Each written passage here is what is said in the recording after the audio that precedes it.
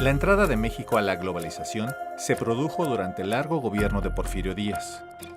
México comienza a entrar al concierto de las naciones industrializadas con la apertura de su economía.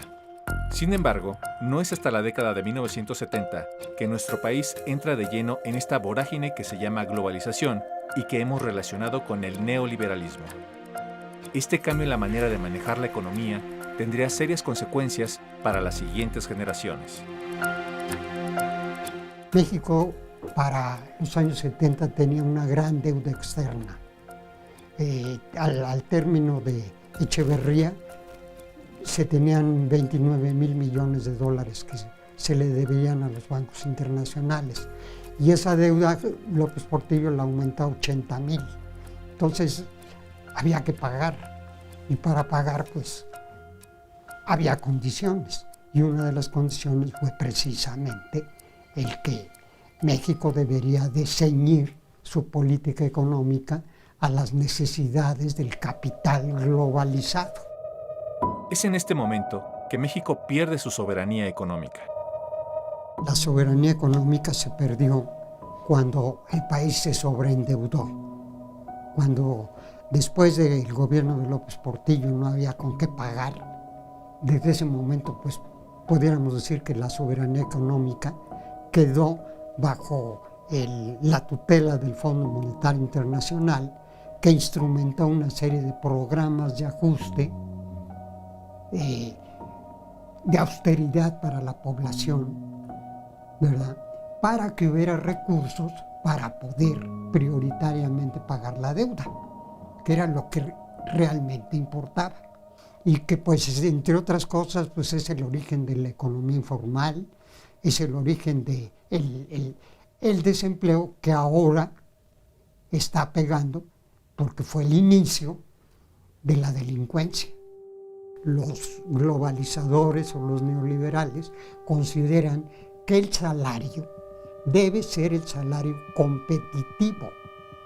Y decir competitivo quería decir bajo, muy bajo.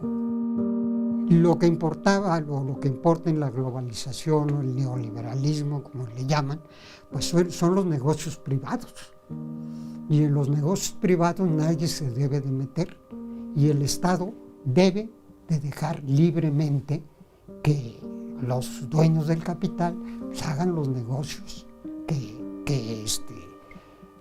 ellos juzguen, porque es una economía de mercado. Entonces, pues claro, esto lleva a la corrupción. Y son cada vez menos los beneficiarios de todo ese proceso de privatización. Se les permitió todo igual que en el porfiriato. Los extranjeros fueron los hijos consentidos del régimen. El gran capital fue el gran consentido del régimen. Y los campesinos, pues, se les daba ahí una pequeña limosna y se supone que ellos se tenían que aguantar porque no les quedaba otra. Y de allí vinieron todos los problemas sociales como ocurre actualmente, ¿no? Este modelo yo lo identifiqué como fondo monetarismo, porque era seguir todos los consejos y todas las presiones del fondo. Sin embargo, se empezó a popularizar la palabra neoliberalismo a nivel general, a nivel de la prensa, pero ese término está mal, no es ni nuevo ni menos liberal, ¿no? Es más bien el dominio, es todo menos liberal, porque es el dominio de los monopolios, de unos cuantos sobre el resto. No hay libre competencia. Fue las imposiciones de los oligopolios, para ser más preciso, de pocos monopolios. Es necesario insistir en un cambio de modelo y claro, esto no va a ser fácil y va a haber la oposición, que es el dinero. El dinero se opone y el dinero mueve muchas cosas y el dinero engaña también. Las repercusiones que ha tenido este modelo económico todavía no pueden ser cuantificables y siguen teniendo un importante impacto en la vida social de nuestro país.